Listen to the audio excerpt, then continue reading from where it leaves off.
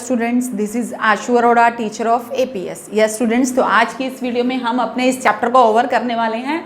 Last topic करेंगे अब हम directing chapter and the fourth element is communication. तो कम्युनिकेशन के हमारे एक छोटा सा टॉपिक पेंडिंग है जिसे हम आज कंप्लीट कर लेंगे। Yes, this is the last topic of this chapter, that is the barriers to effective communication. Communication को इफेक्टिव बनाने के लिए, कम्युनिकेशन को इफेक्टिव बनाने के लिए ऐसे कौन कौन से बैरियर्स हैं जो हमें फेस करने पड़ते हैं। Sometimes there are some barriers. The first one is the semantic barriers. Semantic barriers क्या होता है? समटाइम्स हम क्या होता है कि हम मैसेज को जिस सेंस से कन्वे कर रहे होते हैं उस सेंस में वो डिकोड नहीं किया जाता। This is the semantic barrier. वो सिमेंटिक बैरियर किस वजह से क्रिएट होता है? बिकॉज ऑफ द जब हम अपने लैंग्वेज सही यूज़ नहीं करते हैं। बिकॉज ऑफ द किस वजह से होता है? जब हम मैसेज को सिंपल लैंग्वेज में सेंड नहीं करते हैं, मतलब एक तरह से कह लो कि हम टेक्निकल लैंग्वेज यूज़ करते हैं और वो टेक्निकल लैंग्वेज वो पर्सन अंडरस्टैंडेबल नहीं कर पाता। ठीक है, तो सिमेंटिक बैरियर्स क्या हैं? These barriers are concerned with the problems and obstructions in the process of encoding and decoding of the message into words and impressions। मतलब encode और decode को किस तरह से किया गया है, मतलब वर्ड्स में और impressions में, मतलब मैसेज को भेजा कन्वे किस तरीके से किया गया था और उसे लिया किस तरीके से गया है। ठीक है, और this happens because the information is not sent in simple language. और ये तब होता है एनकोडिंग और डिकोडिंग उस केस में रॉन्ग हो जाती है जब हम मैसेज की लैंग्वेज सिंपल लैंग्वेज नहीं यूज करते हैं। Clear? Then the chief language related barriers कौन कौन से हैं? First one is the badly expressed message. Badly expressed message क्या है? When the words are not given the same meaning as the meaning is understand by the कौन?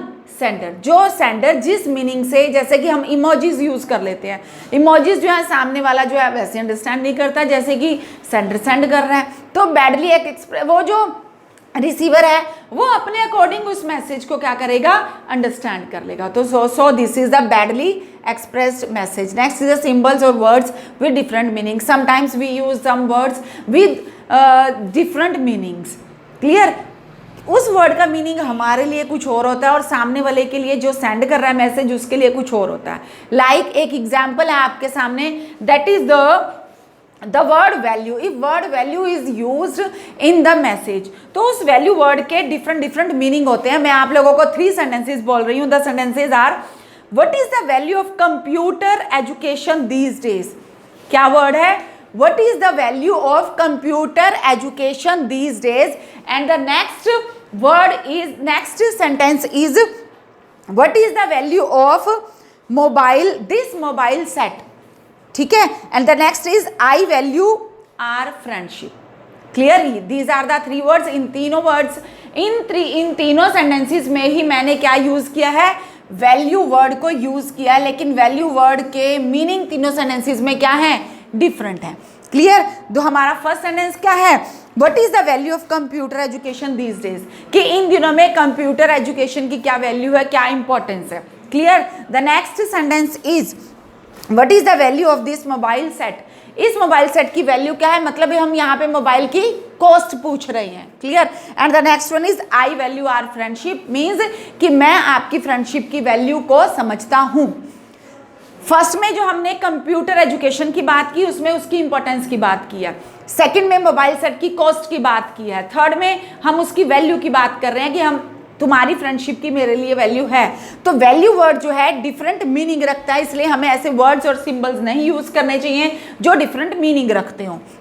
Next, faulty translation. जैसे कि अभी वर्ड्स और सिंबल को faulty translation भी हो जाती है, मीनिंग कुछ और सेंड किया जाता है और ट्रांसलेट सामने वाला अपने अकॉर्डिंग कुछ और करता है। Then we should not use those type of words.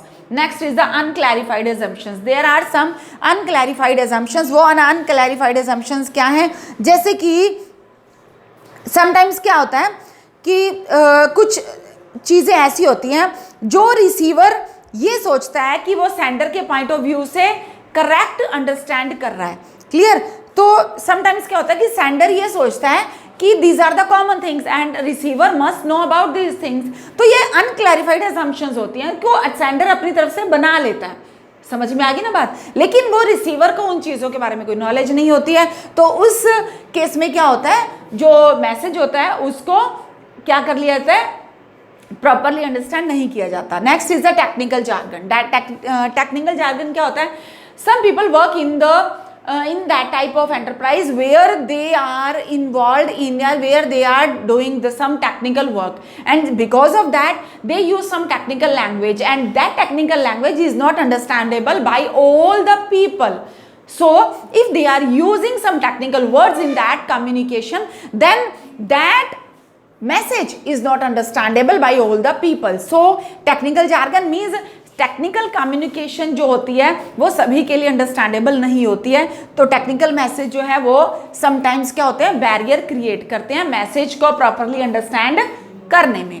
तो these were the semantic barriers. Next is the psychological barriers.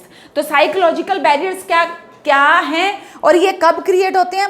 Psychological barriers तो जो कम्युनिकेशन की इंपॉर्टेंस है वो कहाँ पे होती है, डिपेंड करती है किस पे, on the mental condition of both the parties. The importance of the communication depend on the mental condition of both the parties.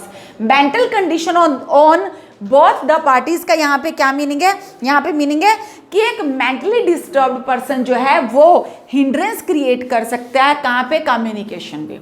इसलिए अगर हमने कम्युनिकेशन विदाउट एनी हिंड्रेंस करना है देन इट इज नेसेसरी कि बोथ द पार्टीज जो हैं उनका mental level सही हो, ठीक है, अदरवाइज हिंड्रेंस क्रिएट होगी। Like premature evaluation.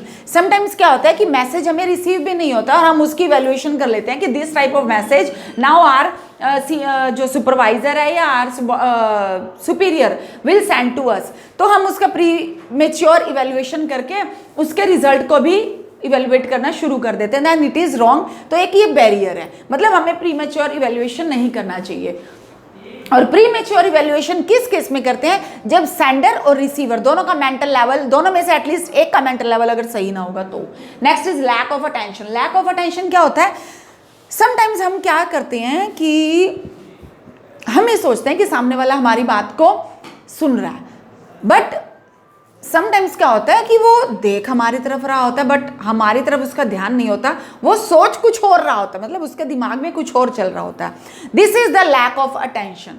समटाइम्स क्या होता है, एग्जाम्पल देती हूँ, सपोज एक सबॉर्डिनेट अपने सुपीरियर के साथ कोई कन्वर्सेशन कर रहा है किसी भी प्रोडक्ट को लेके, बट उस टाइम पे जो सुपीरियर है is thinking about some other matter, किसी और बात के बारे में सोच रहा है और उस सबॉर्डिनेट की बात को वो ध्यान से नहीं सुन रहा है। तो this is called the lack of attention. The lack of attention is a psychological barrier in the effective communication. Next is the distrust.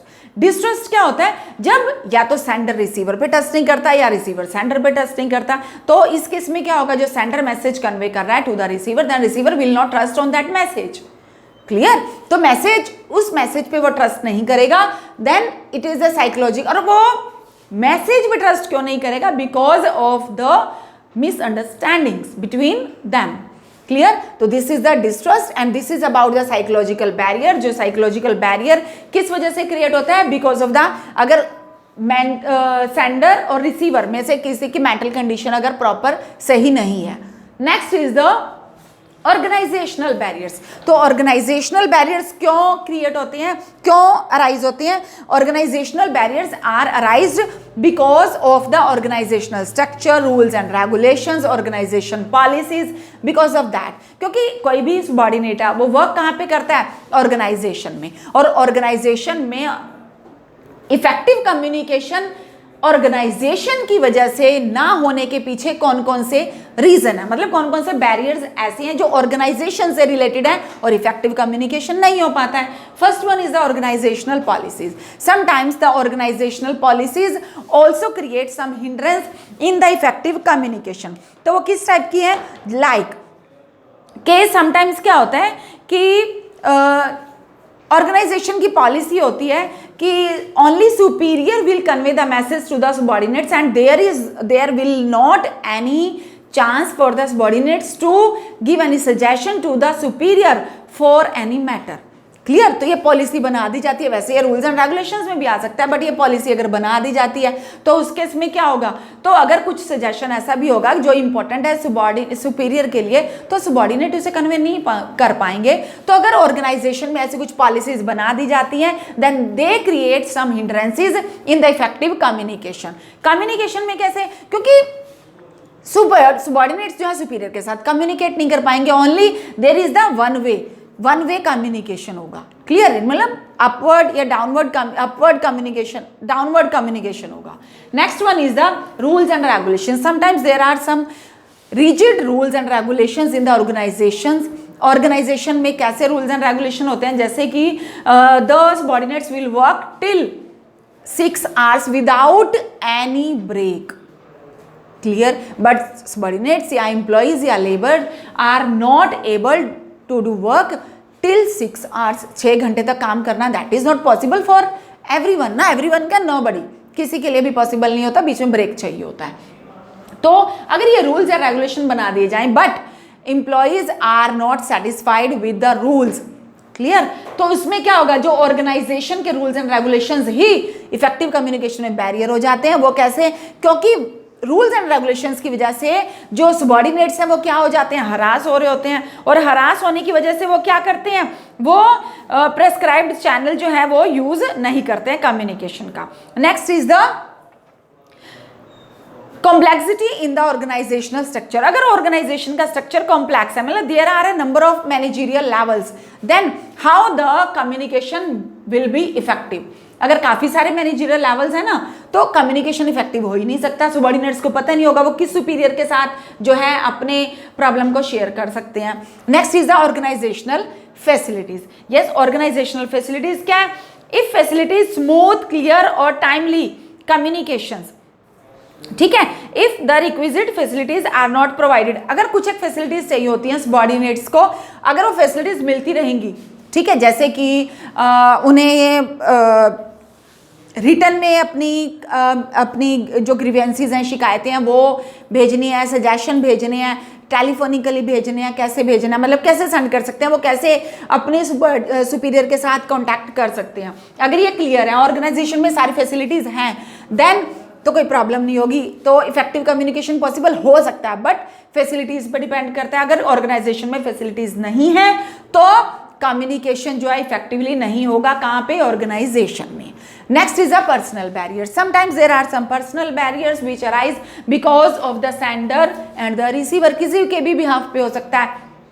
Like first is the fear of challenge to authority. Fear of challenge to authority में क्या है, means if a superior perceive that a particular communication may adversely affect his authority, then he or she may withhold or suppress such communication।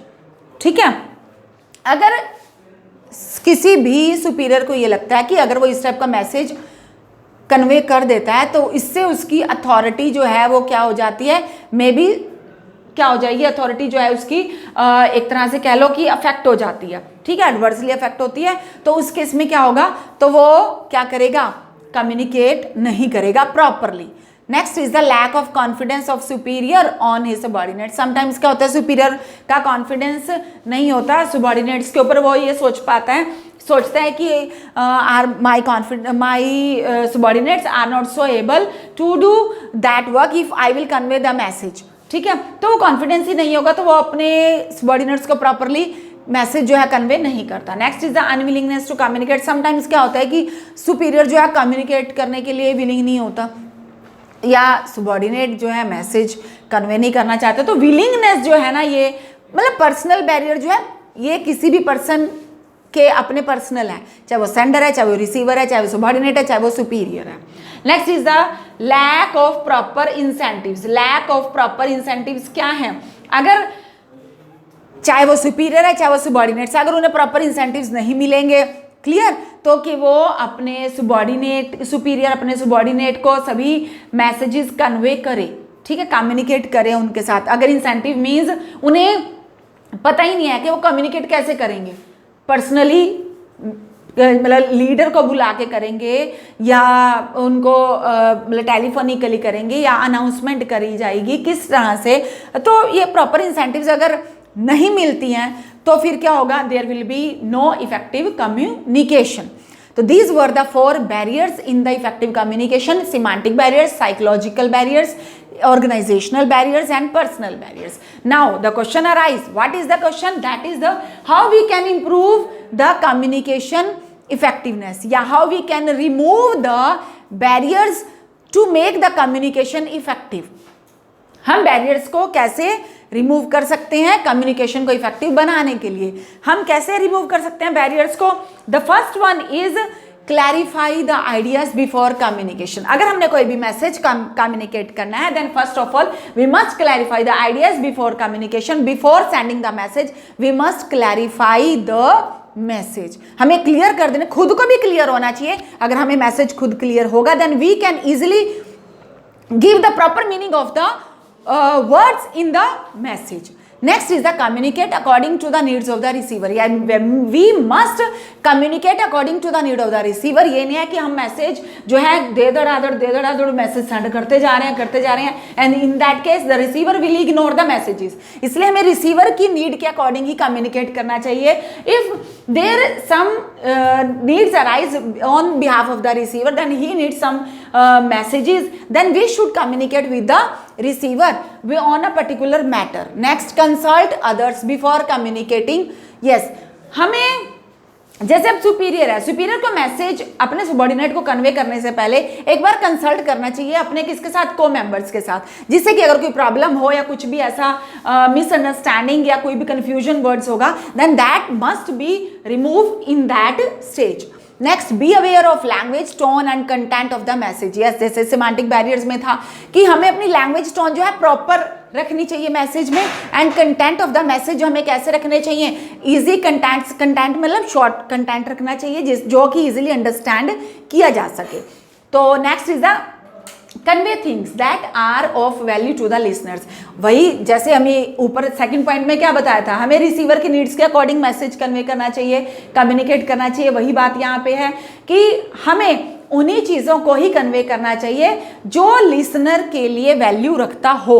मतलब message हमें कैसा करना चाहिए जो हमें हमारी ऑर्गेनाइजेशन के लिए भी वैल्यू रखता हो। ये ना हो कि हम वैसे ही मतलब पर्सनली जो हमारे इनफॉर्मल रिलेशंस हैं उसके अकॉर्डिंग हम मैसेज करते जा रहे हैं। Next is the ensure proper feedback. Yes, जब हमने मैसेज कर दिया तो हमें प्रॉपर फीडबैक भी लेनी चाहिए कि that message must be given या must be taken by the receiver in that sense in which that is conveyed. Clear? तो हमें फीडबैक लेना चाहिए। Next is the communicate for present as well as for the future. जो आज हमने communication किया है, जो मैसेज सेंड किया है, सिर्फ वो आज प्रेजेंट के लिए नहीं किया, that message is also valuable for the future. Clear? अगर आज हमने मैसेज सेंड किया है कि within 1 week you have to achieve this target, जैसे कि 100 यूनिट्स का टारगेट है, 200 का टारगेट है या 300 का टारगेट है, तो आज हमने प्रेजेंट में कम्युनिकेट कर दिया, लेकिन वो रिलेट किससे कर रहा है, फ्यूचर से। विद इन 1 वीक बोला है ना, तो फ्यूचर से रिलेट कर रहा है। Next is follow up communication. Follow up communication क्या कहता है? Yes, follow up communication means there should be regular follow up and review of the instructions given to the subordinates. Follow up communication ये नहीं है कि हमने communicate कर दिया देन ओवर, नहीं, there must be regular instructions दी जानी चाहिए। कम्युनिकेशन तो कर दिया, लेकिन उस कम्युनिकेशन से रिलेटेड हमें इंस्ट्रक्शन जो है अपने सबऑर्डिनेट्स को रेगुलर देनी है। Clear? There must be regular follow-up of and review of the instruction given to the subordinates, and such follow-up measures help in removing hurdles, if any, in implementing the instructions. Next is the be a good listener. Yes, a manager should be a good listener. Manager को एक अच्छा listener होना भी जरूरी है, चाहे वो manager है चाहे वो लीडर है, दोनों के लिए चाहिए कि वो गुड लिसनर हो। जब कोई गुड लिसनर होगा देन ही can be a good communicator, क्योंकि एक लिसनर वो होता है जो किसी की बात को बहुत अच्छे से, गुड लिसनर कौन है, किसी की भी बात को अच्छे से सुनता है। जो अच्छे से सुन सकता है वही अच्छे से समझ सकता है, और जो अच्छे से समझेगा देन ही can take the exact meaning of the message. Clear? तो हमारी जो लिसनिंग जो स्किल है वो कैसी होनी चाहिए, ए क्लास होनी चाहिए, गुड होनी चाहिए, अच्छी होनी चाहिए. So every not for the every manager and leader, for every one. ठीक है, must be a good listener. Okay students, this was about the barriers to effective communication and improving the communication effectiveness.